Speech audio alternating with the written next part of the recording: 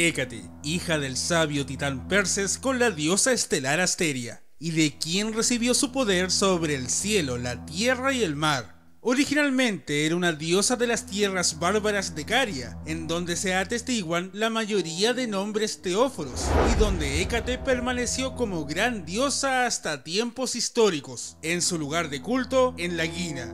Se introdujo rápidamente en Grecia en el siglo VII a.C., posiblemente a través de Tracia, y posteriormente en Roma al ser relacionada con Trivia, aunque estas no tuvieron la misma evolución. Aunque su presencia no era constante entre los olímpicos, tuvo mucha influencia en lo religioso, en donde su culto trascendía entre la brujería, su rol ectónico y su gran influencia sobre los hombres, llegando incluso a ser protectora de las puertas de los hogares atenienses, en donde se le erigían altares asociados a su rol con las llaves, y como dadivosa diosa que bendecía a la familia. Conoce entonces esta completísima investigación de esta enigmática diosa a través del siguiente video que titularemos Hécate, la diosa tricéfala.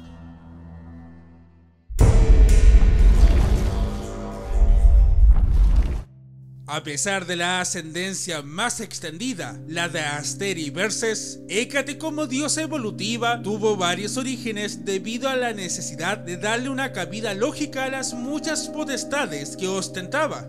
Por ejemplo, en un mito menor se le hace hija de Feria y Zeus, relato en el que, al nacer Hécate, fue expuesta a una encrucijada en donde fue apadrinada por un pastor de feras, quien supuestamente la educó. También en una interpretación de los idilios de Teócrito, se le hace hija de Zeus y Hera, en un mito en el que es llamada Ángelos. Esta es perseguida por Hera por robar sus cosméticos para entregárselos a la mortal Europa, amante de Zeus. Para escapar de la ira de Hera, tuvo que esconderse primero en la casa de una mujer que estaba de parto, y luego entre las personas que llevaban a un hombre muerto. Hera finalmente dejó de perseguirla, y Zeus envió a los cabiros a que purificaran a Ángelos. Estos lo hicieron en las aguas del lago Aquerusia, en el inframundo, recibiendo así la potestad del reino de los muertos.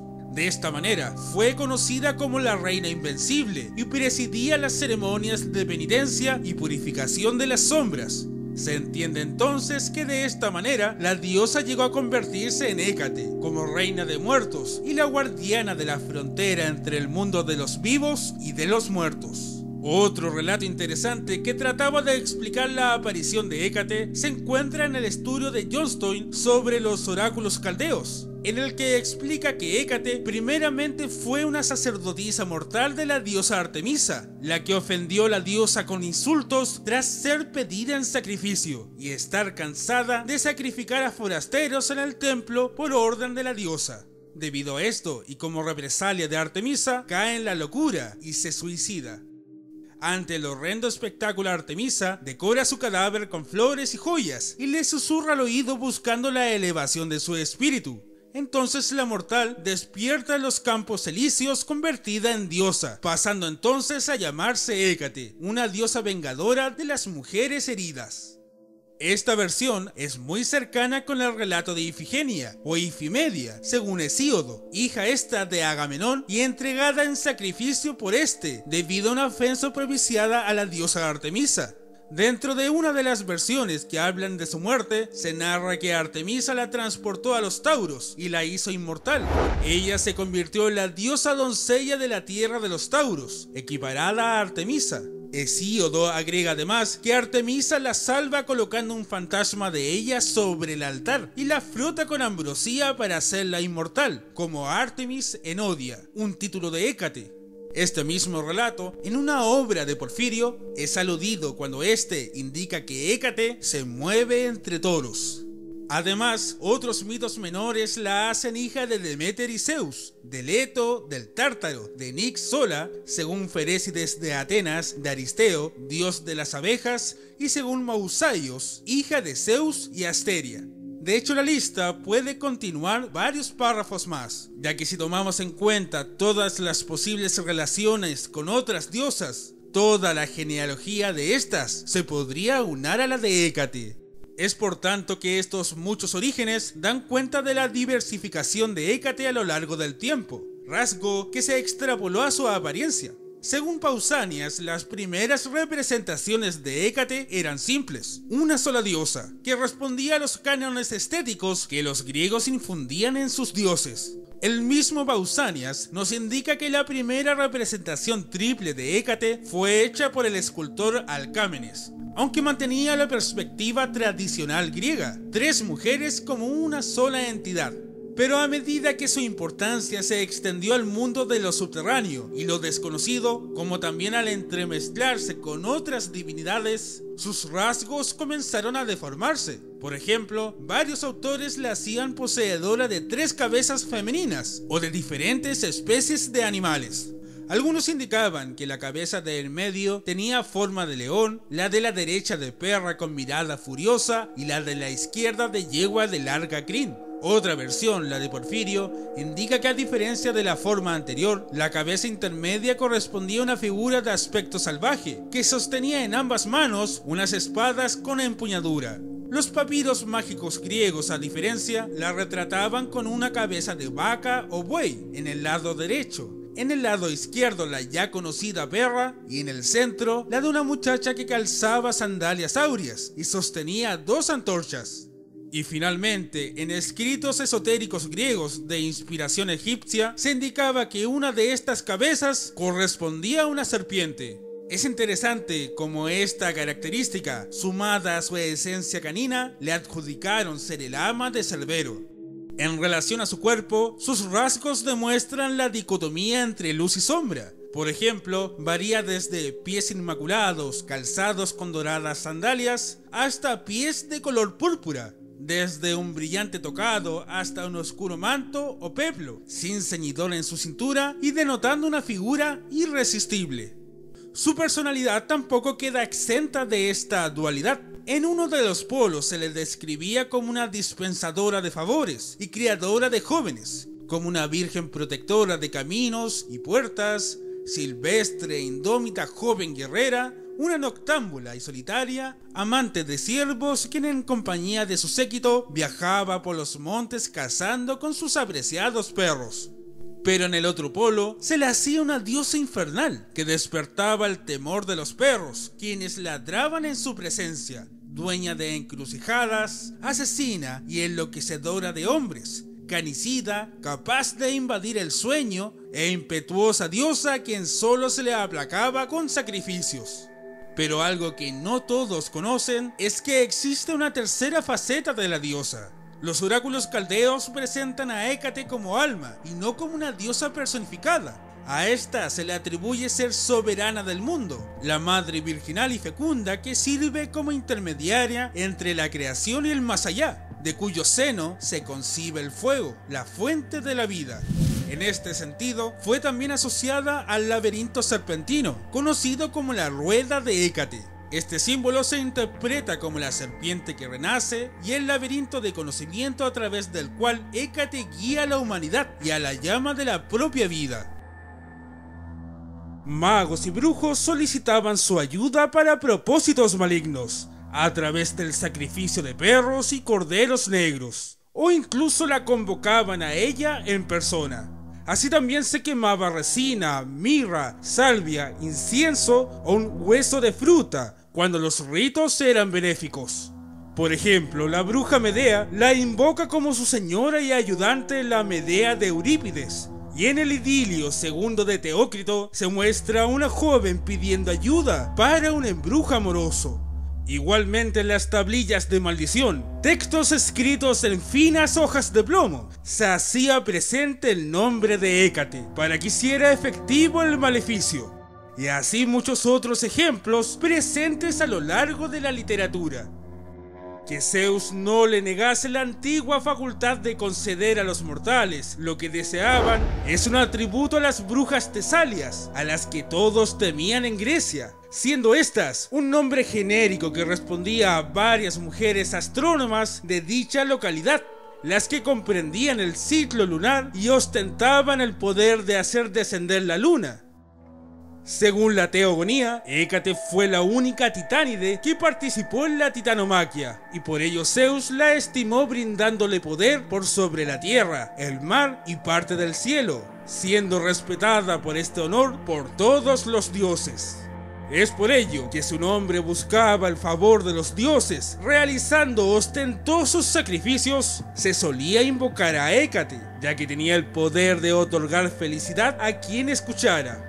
En esta primera aparición alejada del mundo hectónico, se le atribuye la capacidad de otorgar la victoria en la guerra y competiciones, sean físicas o intelectuales. Así también proveía destrezas a los jinetes, resguardo y buena faena a los pescadores, y con la ayuda de Hermes mejoraba la fecundidad de los rebaños de bueyes, cabras y ovejas. A pesar de ello, si su ánimo lo dictaba, podía quitar cualquier beneficio otorgado.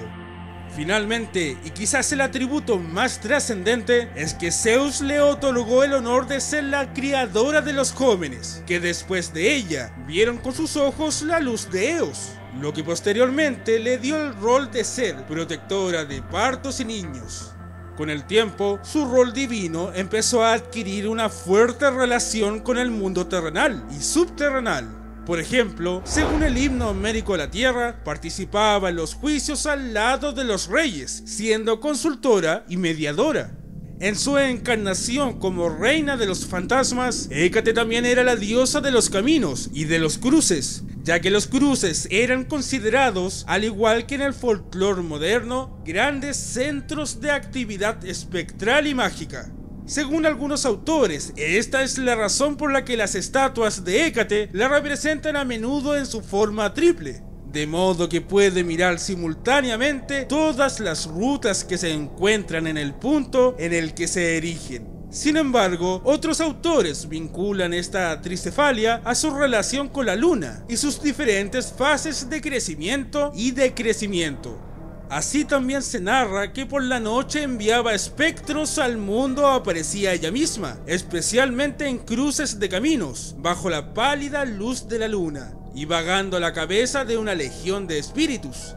Su séquito, la corte de Hécate, que estaba formada por las sombras de los muertos inquietos, que encontraron la muerte de manera anticipada o violenta, o que no habían sido enterrados como la tradición mandaba. En esta versión de la diosa también estaba acompañada por perros demoníacos, que emitían un ensordecedor ladrido durante la violenta cacería. Jauría que en contextos más contemporáneos fue reducida a solo 2 caninos. Sobre esta práctica, Diodoro Sículo indica que la crueldad de Hécate era tal que si su expedición en busca de presas no daba frutos, dirigía sus flechas a los hombres, desquitando su ira.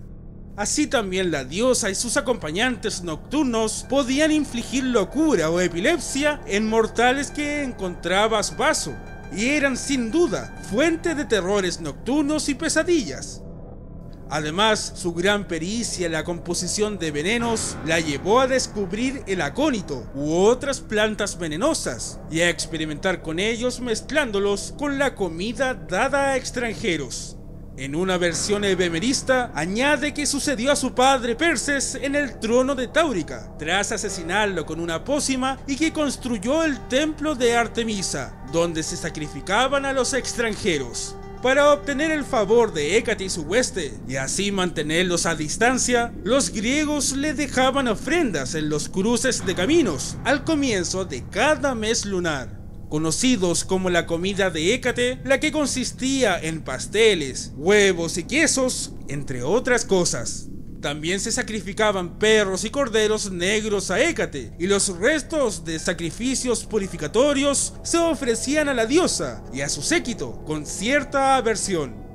En su relación con Hades, a Hécate se le hizo ama y guía de las almas de los muertos, cumpliendo el rol de psicopompo. Este rasgo, que compartiría con Hermes, le unió tanto a él que se le extendió a sincretizar al punto de llamarles con un solo nombre, Hermécate. Además, Hécate era capaz de metamorfosear a seres humanos. Primordialmente transformaba en perras a mujeres, las que asustan por las noches, ladrando a los mortales que no la honran con desfiles de antorchas, como demandaban sus rituales. El centro de esta tradición se ubicaba en la cueva de Cerinto, en Samotracia, lugar donde sus misterios instaurados por el tracio Orfeo se hacían presentes. Se narra que en esta cueva los insomnes colibantes o curetes bailaban alrededor, mientras los iniciados de Hécate visitaban los peñascos sagrados. También había un templo consagrado a Hécate en el recinto del templo de Artemisa en Éfeso, donde oficiaban los sacerdotes eunucos, o también llamados megavici, sacerdotes asociados al culto de Diana. Dentro de la mitología no existen muchos mitos en el que ella se haga presente como protagonista, sino que tiende a aparecer como un poder intermitente que ayuda o castiga. Por ejemplo, en el himno homérico a Deméter, solo Hécate es quien escucha las súplicas de Perséfone y avisa a Deméter del rapto orquestado por Hades. Además, le ayuda prestándole sus antorchas o apoyándole en la búsqueda recorriendo los parajes oscuros. Es así como Hécate cumple el rol de ser quien vigila el traslado de Perséfone desde la superficie al inframundo, convirtiéndose además en su asistente y acompañante desde ese momento. Se podría decir entonces que es a través de este mito que el dominio de Hécate se expandió al Hades, asociando a la diosa los espectros y caminos nocturnos, y atribuyéndole el rol de portadora de llaves, porque se evidencian relatos que asocian a Hécate como protectora de las puertas del Hades. Según un relato etiológico menor, Hermes en una ocasión agarró a Hécate mientras estaba cazando e intentó raptarla, pero fue disuadido cuando ella empezó a gritar de furia. De ahí viene el título de Brimo que tiene la diosa. Otro mito hace a Hécate participante de la gigantomaquia, guerra en la que asesinó a Clitio con sus antorchas. Finalmente, se narra en mitos antiquísimos que una perra blanca, atribuida a la diosa Luna Hécate, dio origen al vino al parir una cepa en el reinado del hijo de Deucalión, Oresteo. Pese a ser considerada una diosa virgen, a veces se le atribuyen algunos hijos. Por ejemplo, el monstruo marino que atormentaba a los navegantes llamado Escila, el que tuvo con Forcis. Así también se consideraba que todos los magos y hechiceros eran descendientes suyos. Por lo tanto, Diodoro estampa a Medea y Circe como hermanas, quienes junto a Egialeo pasaron a ser reconocidos como hijos de Hécate con Eetes, siendo este tío y amante de la diosa de las antorchas. También se indica que otros seres inmundos también fueron hijas de Hécate, las llamadas empusas, seres femeninos de cabellera flamígera, una pata de latón y otra de asno, que se alimentaban de la fuerza sexual de los hombres. Además de los hijos, existen otros seres que fueron asociados como esbirros o acompañantes de la diosa Hécate, como las Queres, espíritus femeninos de la muerte. Así también las erinias, las personificaciones de los remordimientos de la conciencia, también las lámpades, que según algunas versiones fueron entregadas por Zeus a Hécate en honor de su lealtad en la titanomaquia, y finalmente Lucio Apuleyo le llamaba ama de los manes, siendo estos dioses familiares y domésticos que oficiaban de protectores del hogar. Para entender en profundidad las conexiones de Hécate con otras deidades, debemos adentrarnos dentro de un antecedente mitológico y ritualista, sincretizador de brujas, deidades y el poder mágico que se le ha atribuido al género femenino. Es decir, debemos conocer a la gran diosa madre. Partamos de la idea de que en la Europa antigua, específicamente en el Paleolítico superior, no existían dioses, sino más bien arquetipos, dentro de los que se encontraba el de la gran diosa madre, una representación divina, inmortal, inmutable y omnipotente, que aterrorizaba a los hombres, pero les fascinaba al ser la fuente de la vida y la representante del ministerio de la maternidad. Esta adoración propició una auténtica eclosión de esculturillas, siendo estas representaciones femeninas con un canon muy preciso: cuerpo obeso, grandes mamas, barriga enorme y nalgas prominentes. En este mismo sentido, otras de las formas de culto a esta divinidad se extrapoló a la luna, ya que sus 3 fases lograron simbolizar las 3 edades de la matriarca: la doncella, la ninfa núbil y la vieja, a través de sus fases: luna nueva, llena y menguante. Es así como la creencia a la Gran Madre comenzó a adquirir rasgos de superstición, llevando su influencia al cielo nocturno, como también se le empezó a asociar con los cambios de la vegetación, en donde la doncella desenvolvía el florecimiento de la primavera, la ninfa madura del verano y la vieja el invierno.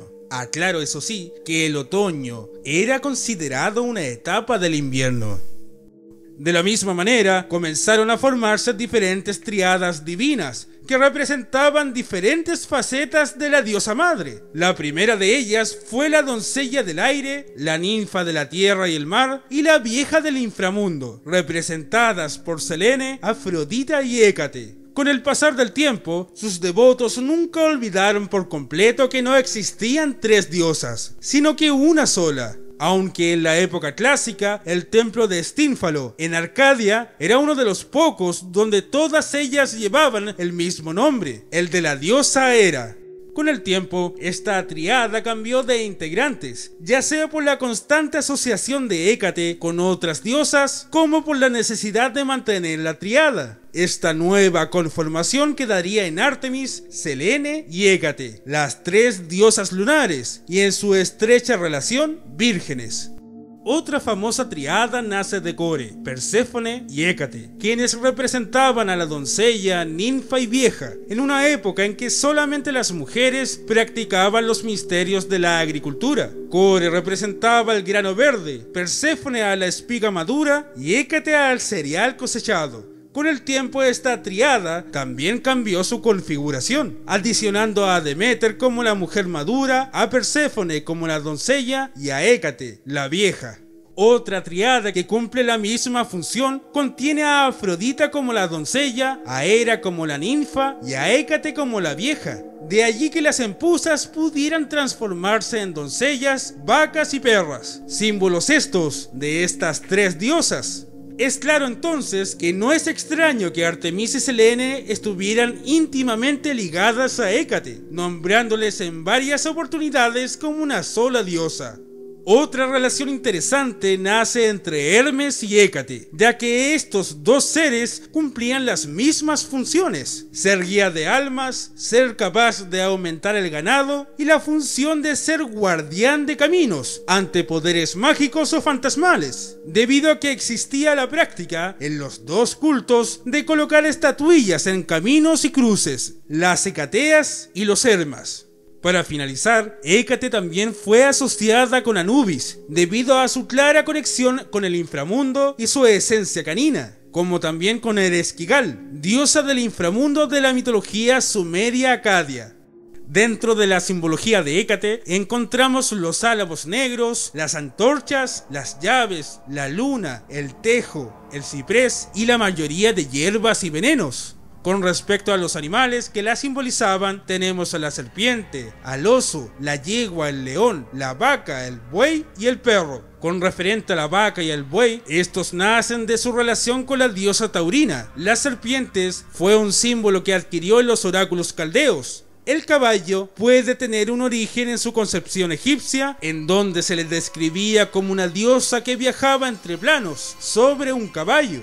Su relación con la perra proviene de su procedencia tardía, pero se reafirma con el mito de Hécuba, la reina de Troya que, esclavizada tras la derrota, llegó a Tracia y descubrió que Apolimestor había matado a Polidoro, por lo que le cegó y posteriormente asesinó junto a uno de sus hijos. Producto de esto fue lapidada, pero al descubrir su cuerpo solo encontraron una perra negra transformada y rescatada por Hécate, convirtiéndose así en el fantasma de un perro de caza que perturbaba las tierras cercanas del Helesponto con sus aullidos, o convirtiéndose en el perro de caza de Hécate. A veces también Hécate era identificada como el perro que acompañaba a Artemisa.